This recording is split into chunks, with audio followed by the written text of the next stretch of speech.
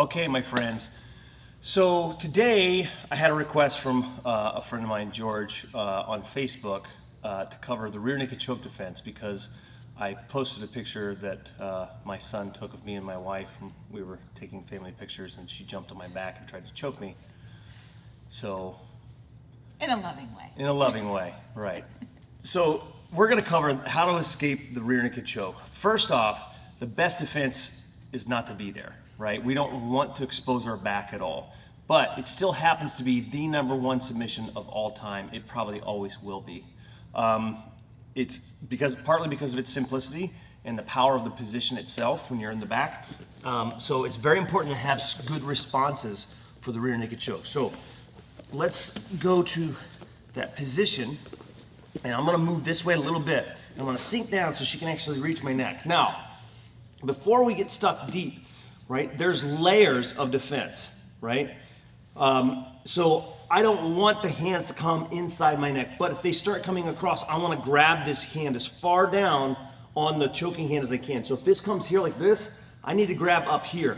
The most common mistake that we see here is people reach right here, okay? This is not where you're strongest as far as leverage is concerned. This is where you're feeling the choke because it's on your neck, but I wanna come here, I wanna grab as far down on the choking arm as possible. And especially for the gi, we want to grab the thumb. We want to cover that thumb up so she can't make a good grip, make a grip on the gi.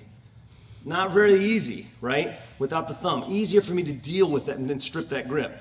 Okay, so that's first, is not getting this arm underneath your chin or across here like this. Now, once it gets locked in with the second arm, this is another mistake. People get here and they're trying to undo the choke here. It's not going to work anymore. Not if they have a good control here. And so when she's got this locked in right here on her bicep, I have to untie the knot, okay? And so that's one of the reasons she's got her head down, right? So both my hands have to come up here. So this arm holds in this arm, the head locks in this arm. So now this is not easy, okay? And I've got just a few seconds to really get it figured out. So I'm gonna keep my chin tucked tight, shrug my shoulders, survive as long as I can. I want both my hands to come up. Sorry about your face. Okay, and I'm gonna grab a hold of that hand, right? If the fingers are exposed, I can grab the fingers. Now, you might get in trouble for doing this at your academy, but in a real situation, grab those fingers, right? Or if you are in a competition, you can grab all four, as long as you're holding onto all four. Or just grab the fist and pull this arm off, okay? So now once I get this arm down, this is a 2-on-1 situation.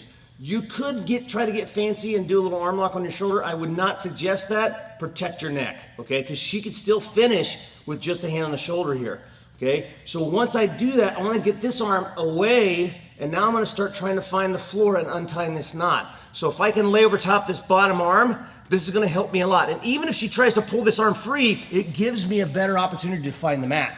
And now I can turn to face her, okay? So, and anytime we can get 2-on-1 and get the arms over our head, we're very safe to escape.